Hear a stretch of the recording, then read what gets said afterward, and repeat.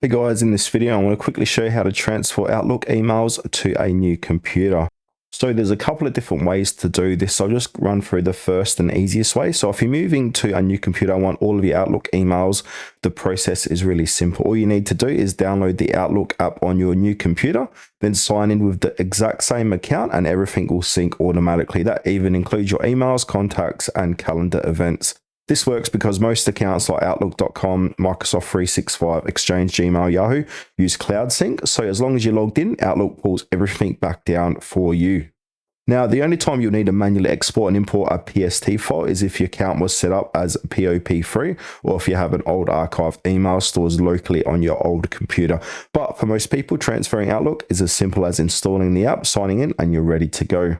Now, the other way to do this is to do it manually. So we can find the email or emails, click on the email, and then click on the three dots on the top right-hand corner, and then it will say save as. We can save as EML or MSG. Now, if you save it as an MSG file, this is Outlook's own email file format. So when you save a file as .msg, it keeps all the original details like sender, recipient, subjects, attachments, formatting, and even metadata. You can double click the file later and it will open directly in Outlook exactly how it looked before. Now, an EML file, this is more a universal email format, so it can be opened by many email clients like Windows Mail, Thunderbird, Apple Mail, Gmail, Import, etc. It also preserves attachments and formatting, but it's more widely compatible than .msg. So go ahead and save as either one of these two, and then on your new computer, go ahead and open it up.